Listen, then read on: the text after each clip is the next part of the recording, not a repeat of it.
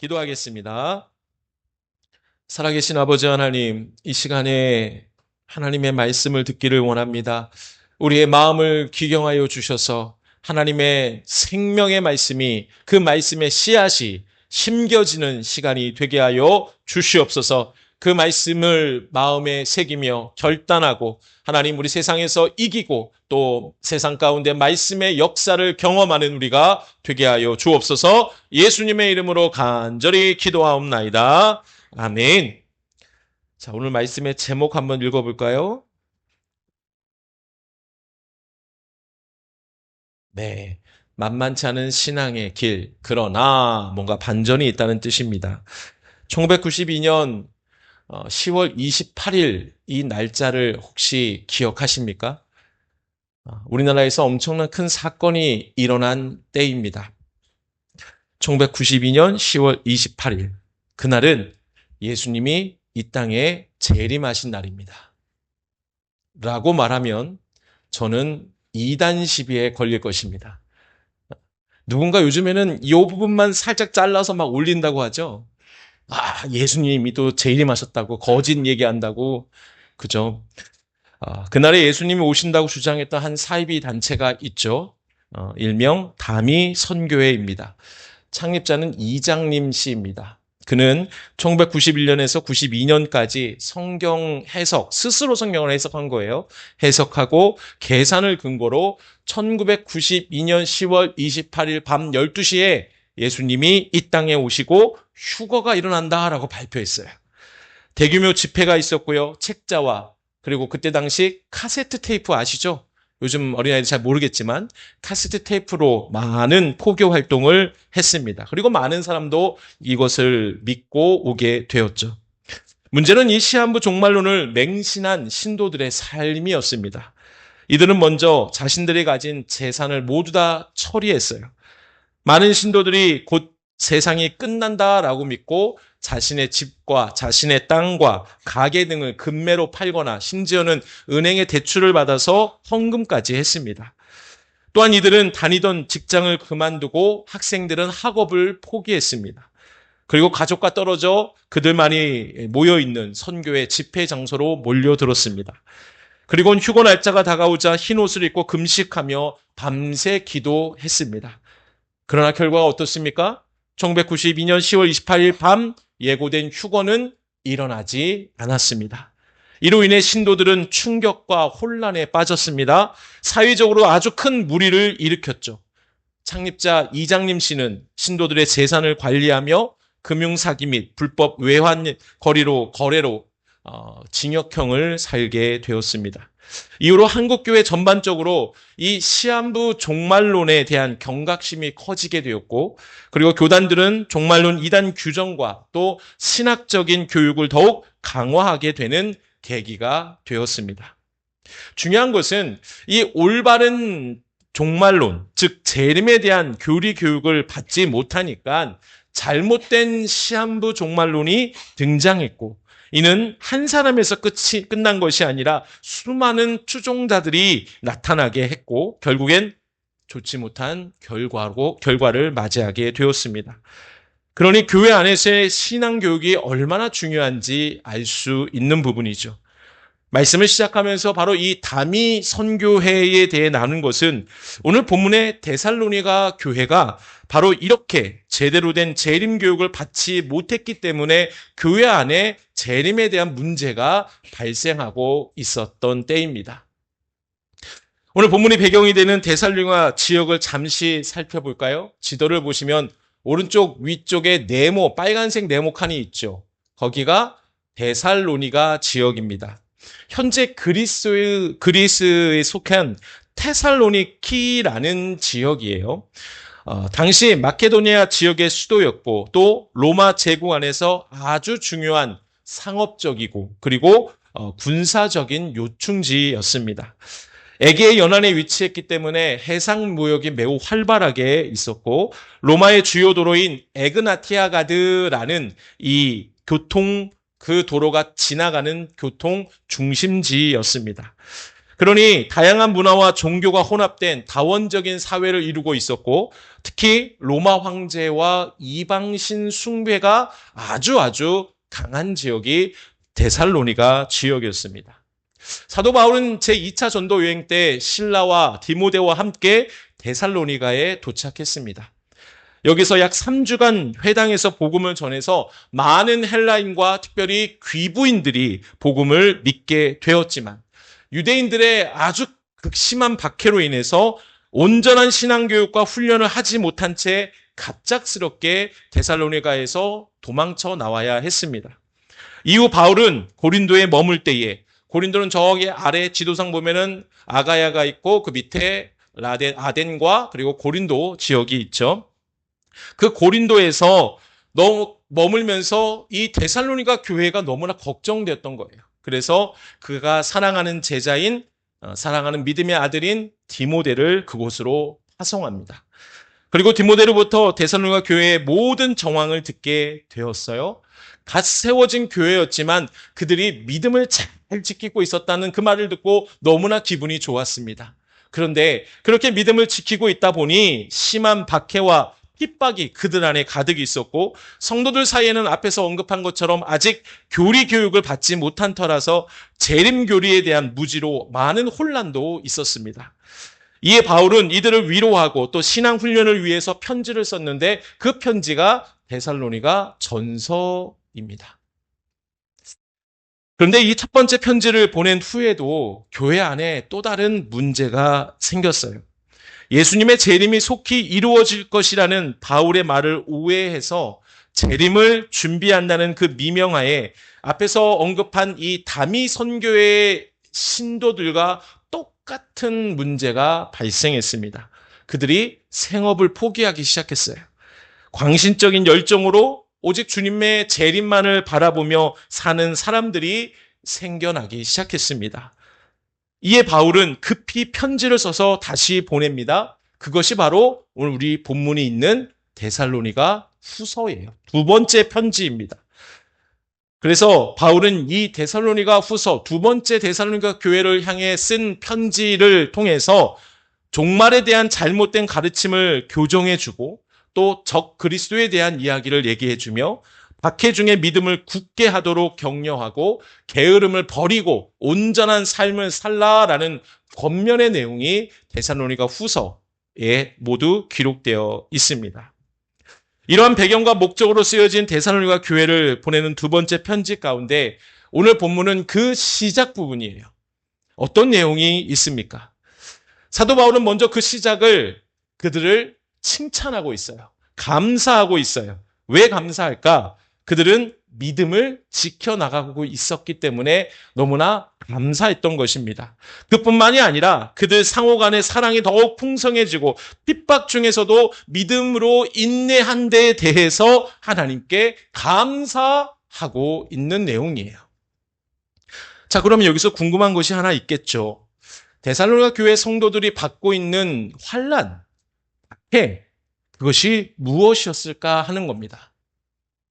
먼저 이것에 대해 아는 것이 중요한 이유는 바울이 이들을 왜 그렇게 자랑하고 있는지, 칭찬하고 있는지 알 수 있게 해주기 때문입니다. 앞에서 언급한 처럼 데살로니가 지역은 마게도니아의 수도였고 로마 제국 안에서 정치와 또 경제적으로 아주 중요한 도시였어요. 그러니 로마의 식민지, 중요한 식민지로서 황제 숭배가 강했고 특별히 그들 안에 유대 공동체가 강력하게 자리 잡고 있었습니다. 따라서 이들이 믿음을 지키고 신앙생활하는 것은 곧 기존의 사회와 종교 질서와 충돌하는 일이었어요. 바울은 이곳에서 복음을 전할 때 유대인들로부터 도망칠 수밖에 없었다라고 앞에서 말씀을 드렸죠. 이것은 무엇을 의미하냐? 데살로니가 교회가 시작된 것은 곧 유대인들의 적대와 그들의 폭력 속에서 세워졌다라는 것을 의미합니다. 당시 유대인들은 그리스도인들을 저 이단들이라고 외친 거예요. 인정한 거예요. 너희들은 우리에게서 잘못된 것을 지들만 알고 있는 것을 가지고 와서 지들만의 단체를 만들었어. 너희들은 이단들이야 라고 간주하고 사회적인 배척과 모함을 일삼았습니다. 특별히 로마 황제를 신으로 고백하지 않고 오직 누구만을 주인으로 모셨습니까? 예수님만을 주인으로 모셨기 때문에 로마 입장에서 이 예수 믿는 사람들은 어떤 단체라 볼 수 있을까요?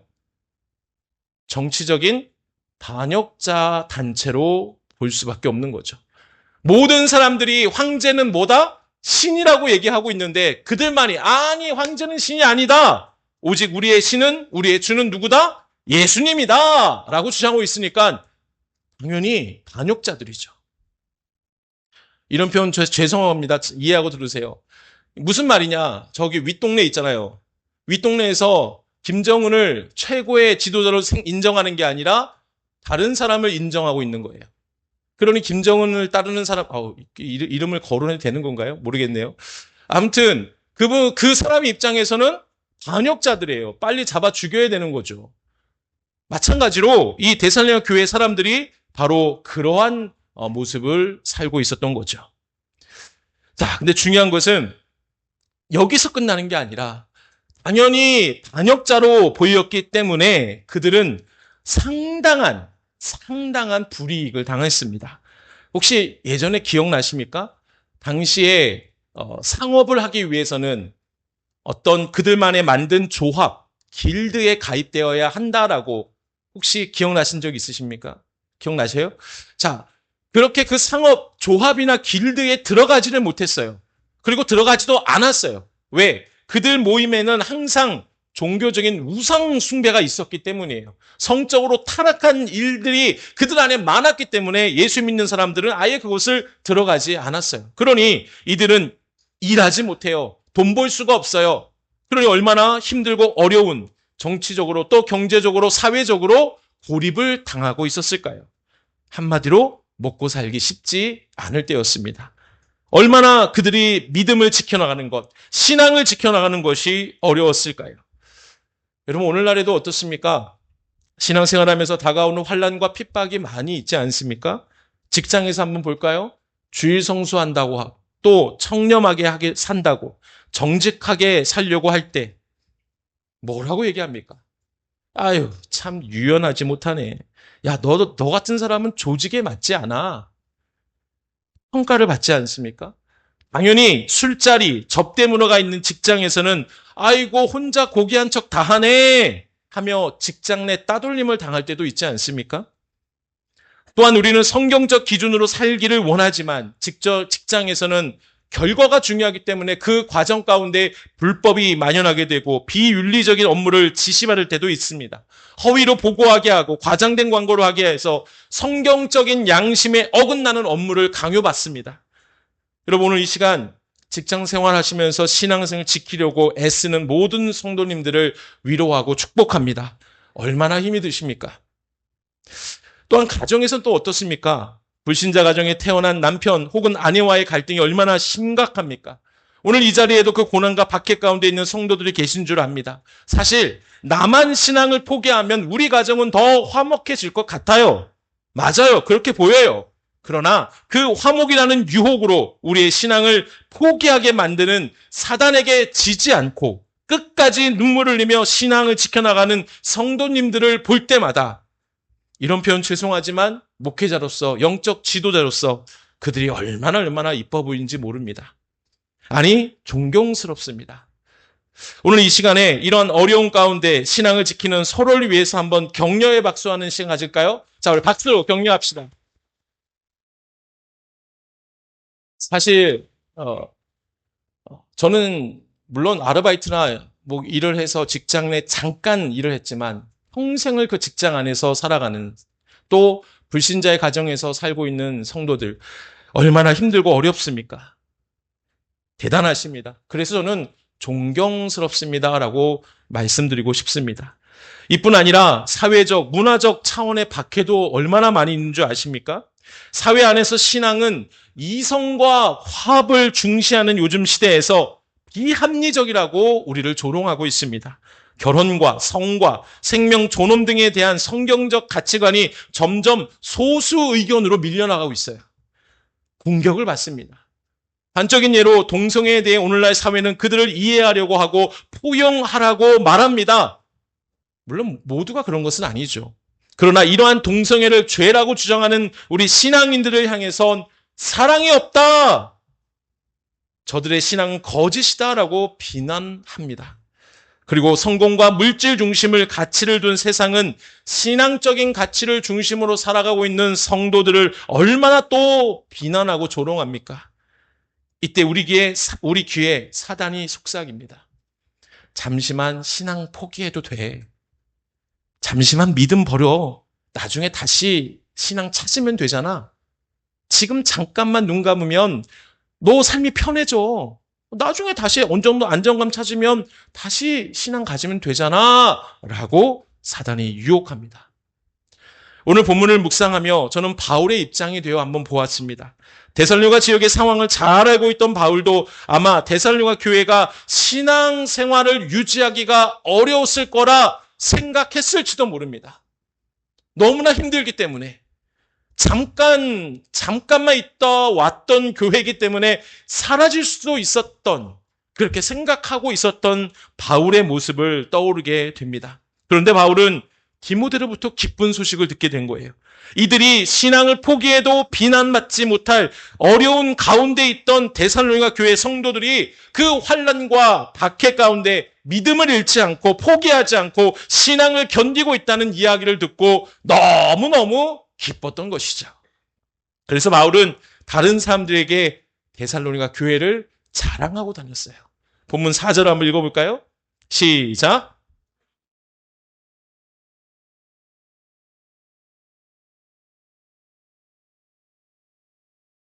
하나님의 여러 교회에서 우리가 친히 자랑하노라. 아멘.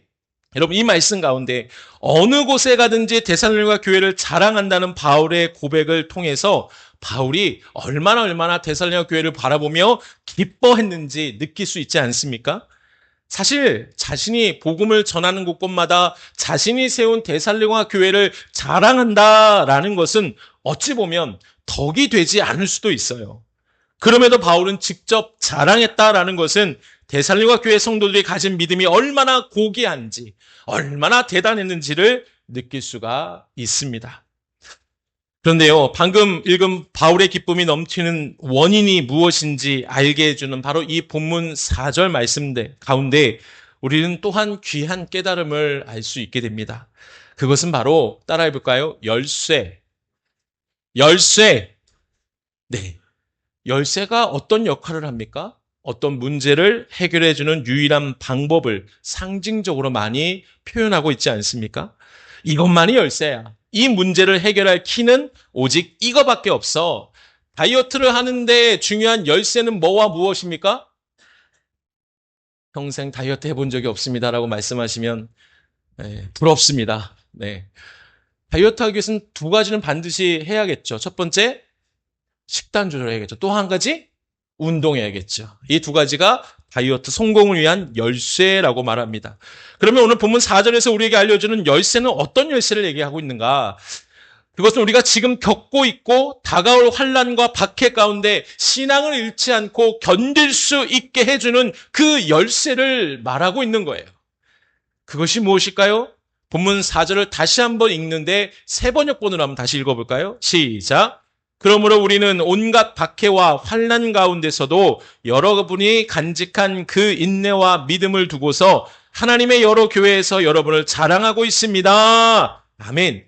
여러분, 여기서 우리가 가정에서든 사회에서든 직장에서든 환난과 박해, 믿음을 지키려 나가는데 다가오는 환난과 박해를 이길 수 있는 두 가지 열쇠를 알려줘요. 뭐라고 합니까? 네, 인내와 믿음이라고 얘기합니다. 그러면 환난과 박해를 견디게 해주는 열쇠인 이 인내와 믿음은 무엇을 얘기하는 것일까? 여러분, 인내는 단순히 참는다가 아니에요. 여기서 말하는 믿음은 단지 믿는다라는 것이 아니에요.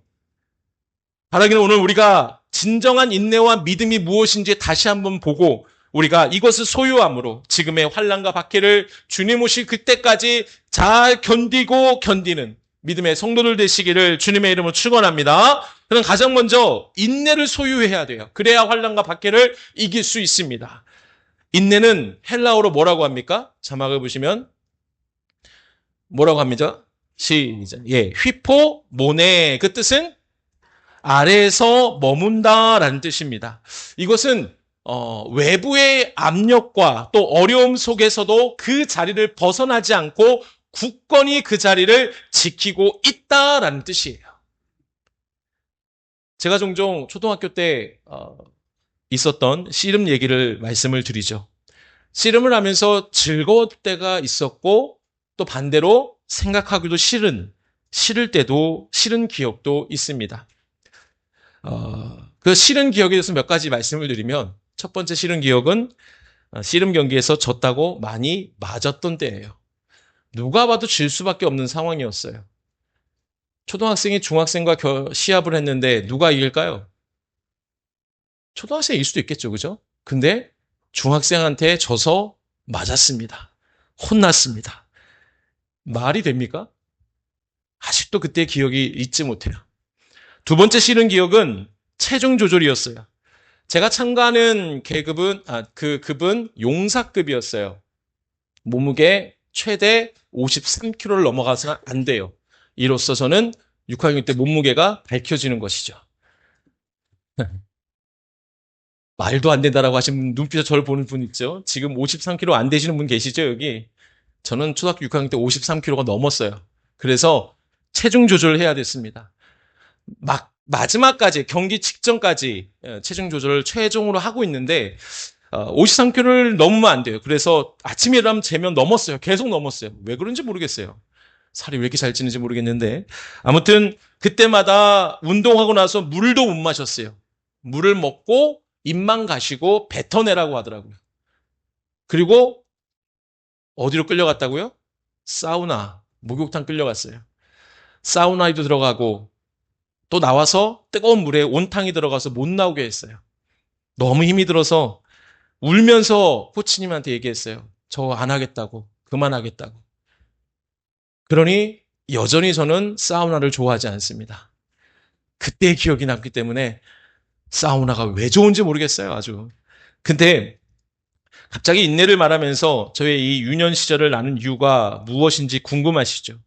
그것은 제가 체중 조절을 위해 물도 마시지 못하고 온탕과 사우나에 드나들었던 그때는 어느 한 목적을 이루기 위한 저의 인내의 시간이었어요. 그러나 그 인내는 절대로 자발적인 것이 아니었어요. 능동적인 것이 아니었어요. 철저히 수동적인 인내였습니다. 그러니 지금도 그때의 기억이 절대로 좋지 않아요.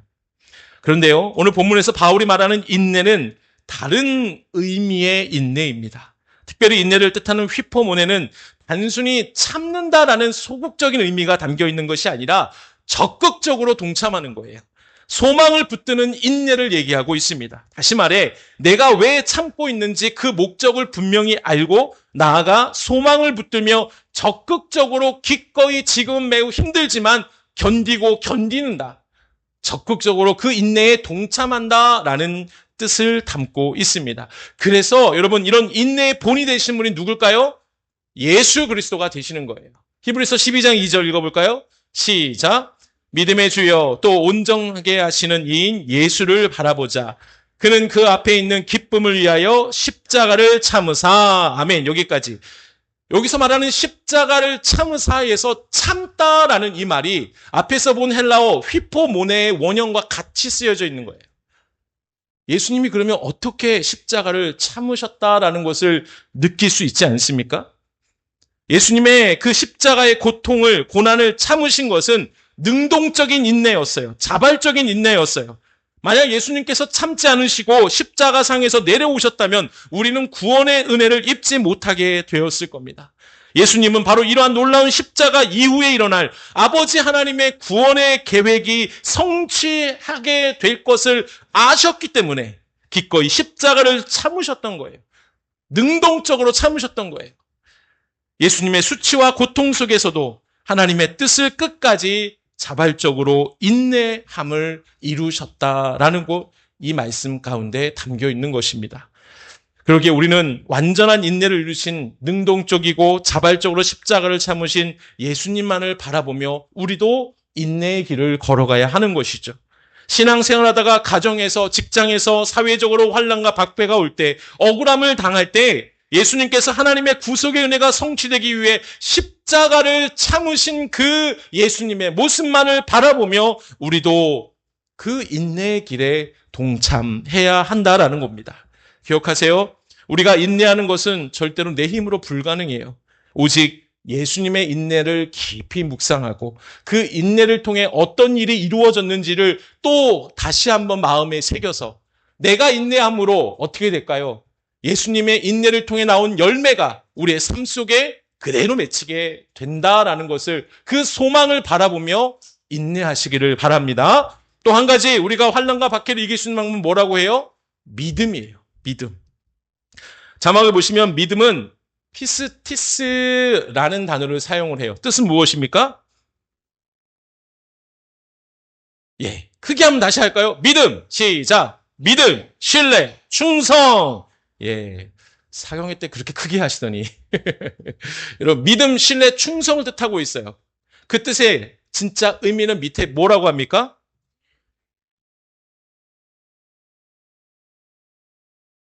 그 신뢰에 따라 실제 행동과 충성을 나타내는 삶까지 포함하고 있다라는 의미를 갖고 있습니다.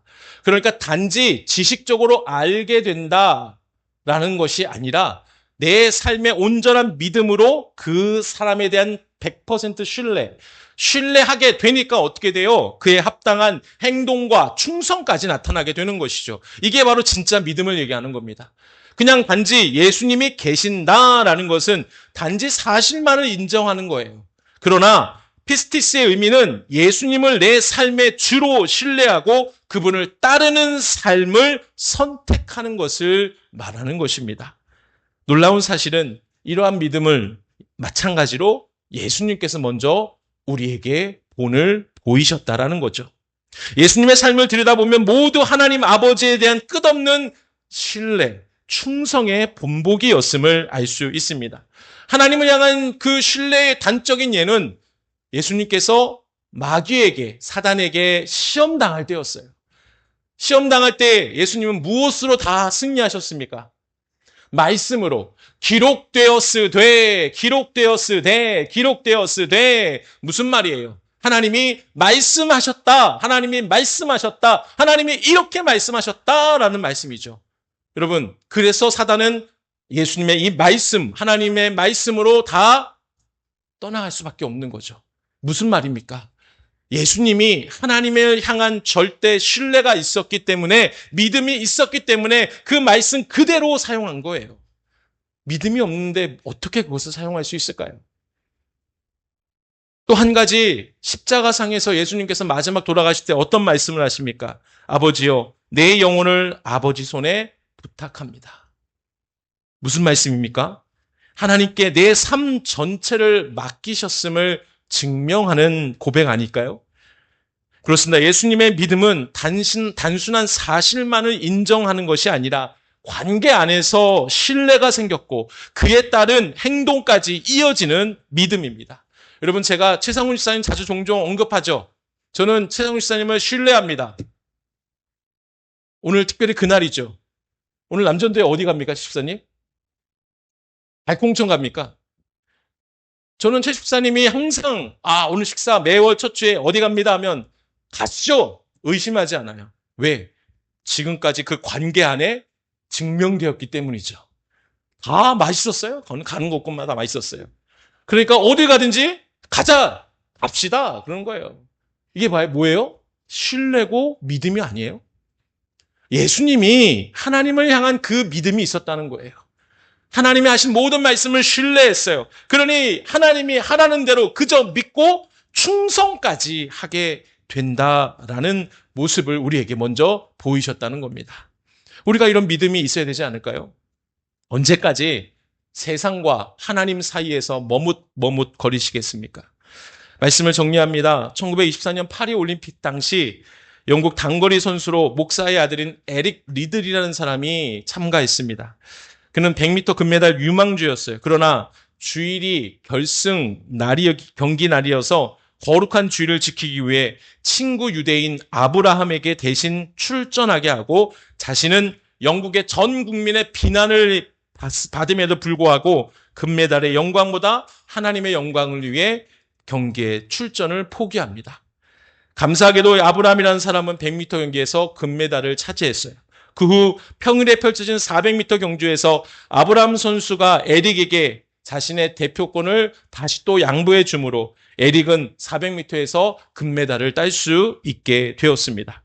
에릭이 시상대에서 금메달 받았을 때 어느 한 여자 성도로부터 쪽지를 받았다고 합니다. 하나님을 존중히 여긴 사람 존중히 여기고 하나님을 멸시한 자 경멸히 여깁니다. 그 후 그는 영국에 돌아와서 모든 금메달리스트의 영광을 다 뒤로하고 중국 선교사로 나아가서 복음을 전하다가 중국에서 하나님의 부르심을 받게 되는 에릭 리들 선교사의 이야기입니다. 에릭 리들이 주일에 예배하기 위해 경기를 포기한 모습을 보면 세상 사람들은 모두 다 비난했습니다. 여러분, 그 비난을 견디는 것이 얼마나 힘들었을까요? 가끔 유명 연예인들이 자살하는 뉴스를 보게 됩니다. 대부분이 악성 댓글 때문이죠. 근데 모두가 그를 비난하지 않아요. 몇몇의 악성 댓글자들 때문에 힘들어서 끔찍한 결말을 선택한 사람들이 있죠. 그런데 에릭 리들은 온 국민의 비난을 받은 사람이에요. 신앙 지킨다고. 얼마나 그가 큰 고통 가운데 있었을까요?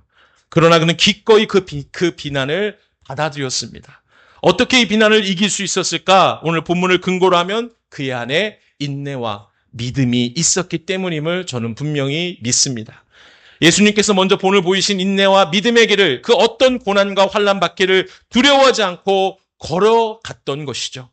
우리도 세상 두려워하지 말고 세상 타협하지 말고 신앙의 길을 걸어가길 간절히 바랍니다. 비록 그로 인해서 다가오는 환난과 박해가 있을지라도 우리는 오직 인내와 믿음으로 예수님만 바라보고 그 길을 걸어가기를 간절히 원합니다. 자발적으로, 능동적으로 소망 바라보며 인내하시기 바랍니다. 예수님을 향한 관계적인 신뢰를 통하여서 어떠한 말씀이든 내가 충성하겠습니다 라는 그 믿음으로 여러분 꼭 이겨내시기를 주님의 이름으로 축원합니다. 이 시간 말씀 기억하며 함께 결단에 찬양합니다.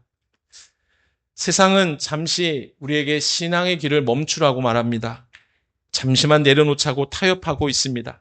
그러나 우리는 만만치 않은 신앙생활 가운데 오직 예수님만을 바라보며 인내와 믿음으로 끝까지 견디며 걸어가겠습니다라는 그 고백이 우리 안에 가득하기를 원합니다. 그 믿음으로 함께 찬양하겠습니다.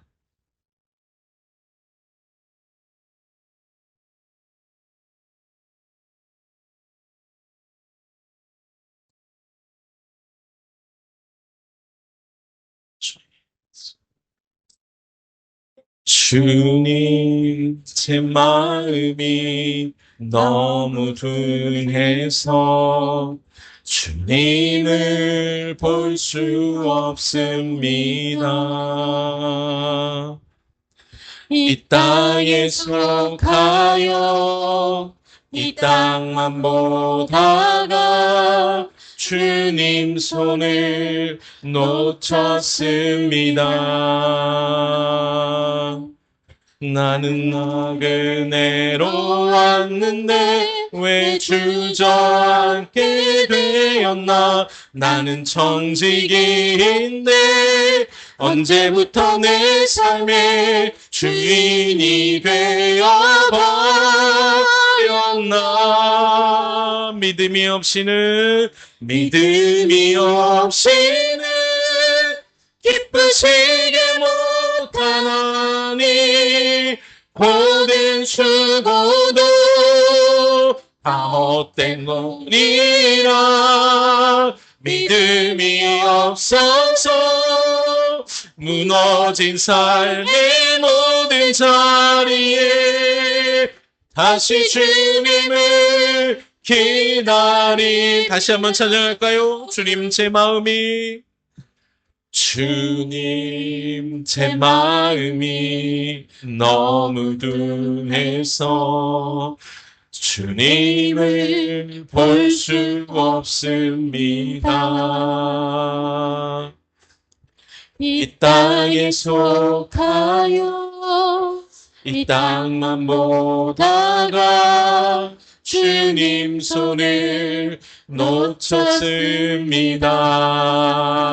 주님, 나는 나그네로 왔는데 왜 주저앉게 되었나. 나는 청지기인데 언제부터 내 삶의 주인이 되어버렸나.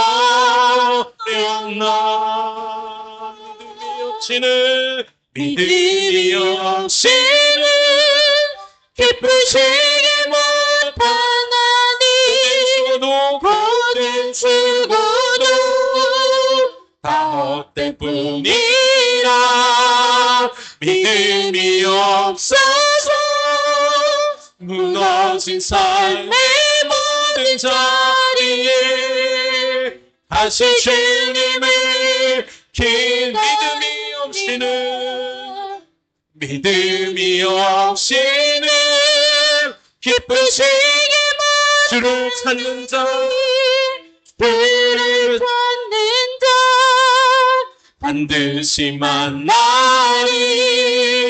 믿음이 없어서 무너진 삶의 모든 자리에 다시 주님을 기다립니다.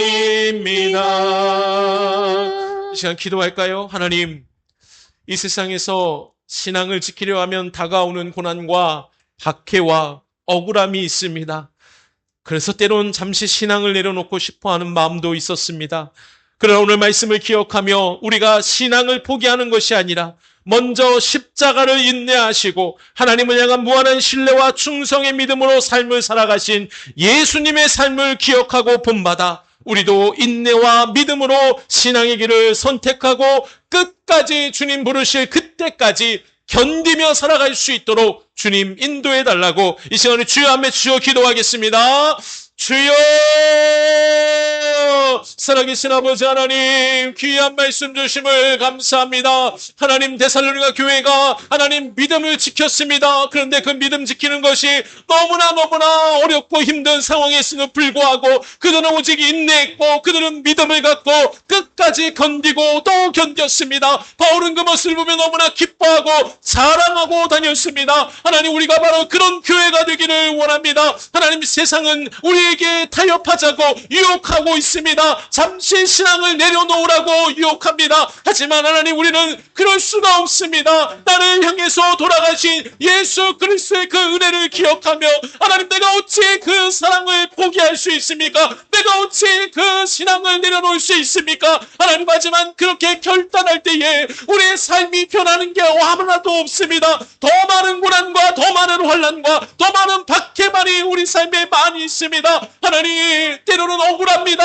때로는 잠시 내려놓고 하나님 그들과 함께 동화되어서 잠시만 하나님 내 삶을 하나님 나를 위하여 살고 싶은 마음도 있습니다. 하지만 끝까지 우리가 인내하기를 원합니다. 믿기를 원합니다. 예수님께서 그렇게 살아가셨기 때문에 십자가의 구원을 완성하신 것처럼 하나님, 우리도 그 인내와 믿음으로 지금을 잘 견디고 견뎌서 우리를 통하여서 하나님의 역사와 하나님의 구원의 계획을 계속 이어가 줄 수 있도록 주여 우리를 사용하여 주옵소서.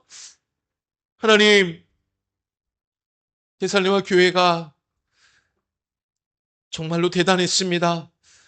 당장 먹고 살기도 힘든 고난과 박해가 연속이었습니다. 문제는 그 고난이 언제 끝날지 모르기 때문에 더 큰 힘든 어려움이 그들 안에 있었지만 그들은 끝까지 믿음을 포기하지 않았습니다. 오직 인내와 믿음으로 지금의 고난과 박해를 이겨나가고 있었습니다. 하나님, 우리가 그런 교회가 되기를 원합니다. 예수님께서 인내하셨기 때문에, 예수님께서 믿음을 지켜서 나아가셨기 때문에 십자가의 구원의 완성을 성취하셨음을 우리는 믿습니다. 하나님, 우리도 그 예수님만을 바라보며 인내하기를 원합니다. 억지로 인내하는 것이 아니라 자발적이고 능동적이고 하나님 소망을 바라보며 인내하기를 원합니다. 또한 예수님께서 나를 위해 돌아가신 것을, 그 은혜를 기억하며 예수님을 향한 절대 신뢰와 충성까지 이어지는 완벽한 믿음의 삶을 살아서 하나님 예수님의 인내와 믿음으로 십자가를 완성하신 것처럼 우리의 인내와 믿음으로 인하여서 하나님의 동일한 놀라운 구원의 역사와 열매가 우리의 삶 속에 이루어질 수 있도록 맺혀질 수 있도록 주님 인도하여 주시옵소서. 지금은 예수 그리스도의 은혜와 하나님의 크신 사랑하심과 성령의 인도 교통하심이 오늘 말씀을 듣고 예수님처럼 인내와 믿음으로 견디고 살겠습니다 동참하는 모든 풍성한 교회의 성도들 머리 위에 저들의 가정과 일터 위에 영원토록 함께 하실 것을 간절히 축원하옵나이다. 아멘.